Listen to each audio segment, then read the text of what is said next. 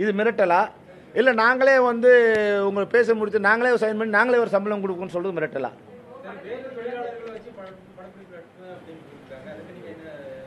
நீங்கள் ஒரு பத்திரிகையில் இதுவாக இருந்தாலும் தொழிலாளராக இருக்கீங்க, என்ன பண்ணலான்னு சொல்லுங்கள். தொழிலாளராக இதுக்கு ஒரு பதிலை சொல்லுங்கள்.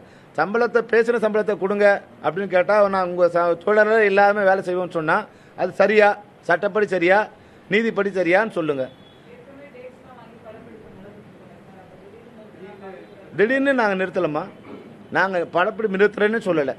நீங்கள் பேசி முடித்த சம்பளத்தை எங்களுக்கு கொடுங்கன்னு சொல்கிறோம். ஏதாவது விதி இருந்தால் 2 பேரும் சேர்ந்து முடிவு பண்ணணும்னு சொல்கிறோம். நீங்கள் தன்னிச்சையாக முடிவு செய்யக்கூடாதுன்னு சொல்கிறோம். எங்களையும் கேட்டு முடிவு பண்ணுங்க.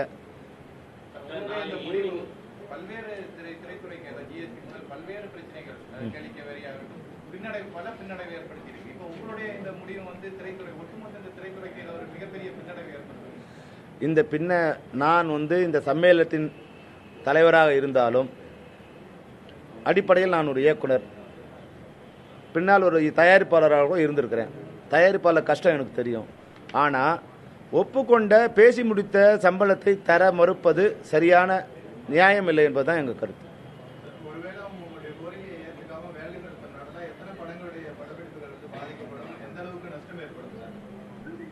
இப்போ வந்து 35 படங்கள் படப்பிடிப்பு நடக்குது சார்.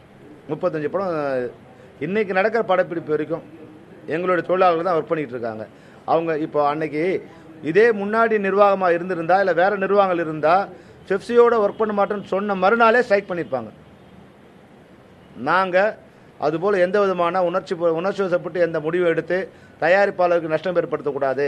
தயாரிப்பாளருக்கு நஷ்டம் ஏற்படுத்தா அது நமக்கு கூட நஷ்டங்கிறத உணர்ந்து தான் இவ்வளோ நாள் எல்லாத்துக்கும் நாங்கள் ஏற்று இது வரைக்கும் வந்திருக்கோம். உடனடியாக நாங்கள் எங்கள் உறுப்பினர்களுள்ள என்ன மாதிரி இப்போ தொழிலாளர்கள் வந்து எப்படி கண்ட்ரோல் பண்ணுறது எவ்வளோ கஷ்டம். நான் சம்பளம் கொடுக்க மாட்டேன்னு சொன்னாவோ இல்லை பெப்சியோட ஒர்க் பண்ண மாட்டேன்னு சென்டிமெண்ட்டாக அவங்கள வந்து ஒரு அதிர்ச்சி கொடுத்தாவோ என்ன நடக்கும்? இதையெல்லாம் பேசி நாங்கள் வந்து அவங்கள வந்து ரொம்ப கன்வின்ஸ் பண்ணி ஒரு சுமூகமான நிலை ஏற்படணும். 2 பேருக்குமே நஷ்டம் ஏற்படுங்கிறது எங்களுக்கு தெரியும். இது வந்து அவங்களுக்கு மட்டும் நஷ்டம் இல்லை, எங்களுக்கும் நஷ்டம் எங்களுக்கு தெரியும். அதனால் வந்து இது வேண்டான்னு நினைக்கிறோம். அது என்ன ஆகுது வந்து ஒன்று எங்களோட உரிமையில் தலையிடுற மாதிரி இருக்குது. ஒன்றுமே இது வரைக்கும் வந்து தயாரிப்பாளர் சங்கம் சொன்னதை தான் பெப்சி கேட்காம இருந்திருக்குன்னு சொல்லலாம். இது வரைக்கும் தயாரிப்பாளர் சங்கம் சொல்லாமல் பெப்சி தன்னிச்சையாக வந்து சம்பளம் வாங்கிச்சுன்னு சொல்லலாம். ஆனால் இப்போ வந்து அது தவறுன்னு சொன்ன தயாரிப்பாளர் சங்கம் தன்னிச்சையாக ஒரு சம்பளத்தையோ ஒரு பயணப்படியான விதிகளையும் தன்னிச்சையாக அறிவிச்சிருக்காங்க. அது வந்து சரியாக இருக்காதுங்கிறது தான் எங்களுடைய சரி இல்லைங்கிறது தான் சார். இப்போ 25,000 தொழிலாளர்கள் எங்கிட்ட இருக்காங்க சார். ஒரு இப்போ வந்து தமிழ் ஏதாவது நம்ம ஃபெடரேஷனில் இருக்கிறவங்க 25,000 பேர். இதில் ஒரு 1000 பேர் வந்து ஹிந்தி படம், தெலுங்கு படம், மலையாள படம் அது மாதிரி படங்களை ஒர்க் பண்ணிட்டு இருக்காங்க. 24,000 பேர் இந்த தமிழ் திரைப்படங்கள் மட்டும் தான் பணிபுரிகிறாங்க.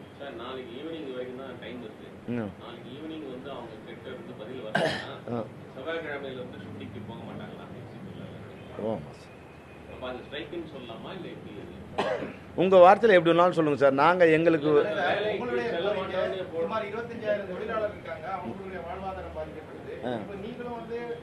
தொடர்ச்சி அவர் வந்து திட்டவட்டமா சொல்லிட்டாரு விஷால், நாங்க இதுல இருந்து பின்வாங்க போறது இல்ல அப்படிங்கறத தெளிவா சொல்லிருக்காரு. ஆனா நீங்க ஏன் இன்னமும் அதை சொல்றதுக்கு நீங்க வந்து இன்னமும் அச்சப்பட்டு சொல்லக்கூடிய ஒரு நிலைக்கு தள்ளப்பட்டிருக்கீங்க? அச்சம்லாம் இல்ல. அச்சம் என்ன அச்சம்? நீங்க இன்னமும் வந்து அவங்க கிட்ட கோரிக்கையே இல்லை. இது வந்து எங்க முடிவை சொல்லிட்டோம் சார். இது எங்க முடிவு. நாங்க வந்து திட்டவட்டமா சொல்லி பெப்சி தொழிலாளர்கள் வேலை செய்ய மாட்டோம் சொல்லி வேலை செஞ்சுட்டு தானே இருக்காங்க. சொல்வது வேறு, செய்வது வேறு. சொன்ன மாதிரி செஞ்சால் நேற்றே முந்த படப்பிடிப்பு நின்றுக்கும் முன்னாடி நின்றுருக்கும். அவங்க சொன்னாங்க, செய்யலை. இன்னைக்கு ஒர்க் பண்ணுற 100% தொழிலாளர்கள் பெப்சி தொழிலாளர்கள் தான் படப்பிடிப்பு ஒர்க் பண்ணிட்டு இருக்காங்க. சொன்னாங்க, செய்யலை இல்லையா? பெப்சி தொழிலாளர்கள் ஒர்க் பண்ண மாட்டோம்னு சொன்னாங்க, அது செஞ்சாங்களா? செய்யலை. ஒர்க் பண்ணிட்டு தான் இருக்காங்க. இன்னும் இப்போ இங்கே வந்து ரஜினி சார் ஷூட்டிங் நடக்குது, அதில் எல்லோரும் நம்மளால தான் ஒர்க் பண்ணுறாங்க. இப்போ விஷால் சார் ஷூட்டிங் நடக்குது, அதுலேயும் இங்கே என்ன போயிருக்காங்க. இப்போ விஜய் சார் ஷூட்டிங் நடக்குது, அதுலேயும் போகிறாங்க.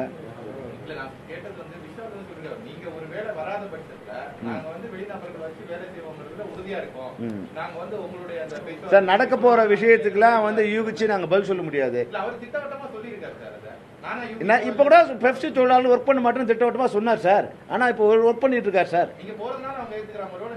இல்லை, நாங்கள் ஒர்க் பண்ண மாட்டோம்னு சொல்லலையே. இது வரைக்கும் நான் இனிமேல் தான் நான் சொல்ல போகிறேன். நாங்கள் வந்து 1ஆம் தேதியில் ஒர்க் பண்ண மாட்டோம்னு சொல்கிறோம். அப்போ நீங்கள் கேளுங்க, போனால் கேளுங்க. இது வரைக்கும் ஒர்க் பண்ண மாட்டோம்னு சொன்னது அவர், ஆனால் ஒர்க் பண்ணுறது அவங்க. அதனால் அவங்கள தான் கேட்கணும். ஏங்க நீங்கள் ஒர்க் பண்ண மாட்டோம்னு சொன்னீங்களா, எங்கே ஒர்க் பண்ணி நீங்கள் அவங்கள தான் கேட்கணும். நாங்கள் சொல்லலை ஒர்க் பண்ண மாட்டோம், இது வரைக்கும் நாங்கள் சொல்லவே இல்லை. ஒருவேளை அவங்க சொன்னாங்கன்னு சொன்னீங்கன்னா அவங்களுக்கு போய் கேளுங்க, ஏங்க ஒர்க் பண்ணீங்க நீங்கள் அவங்களுக்கு. ஏற்கனவே நான் அந்த வில்லாபாண்டி படப்பிடிப்பை நிறுத்தி தயாரிப்பாளர்களுக்கு வந்து பெப்சி ஊழியர்கள் அவமானத்தை ஏற்படுத்திட்டாங்க. அதுக்கு வந்து எந்த மன்னிப்பும் சமாதானமும் கிடையாது அப்படிங்கிறது தான் எங்களோட ஸ்டாண்ட் அப்படின்னு விஷால் வந்து உறுதியா இருக்காரு. நீங்களும் சுமூகமா தான் ஆரம்பத்துல இருந்தே அவங்களுடைய கோரிக்கைகள் எல்லாம் ஏத்துட்டு வரீங்க. ஆனாலும் அவங்க ஏன் ஸ்ட்ராங்கா வந்து இன்னும் உங்களுடைய அந்த சார் இப்ப என்னன்னா,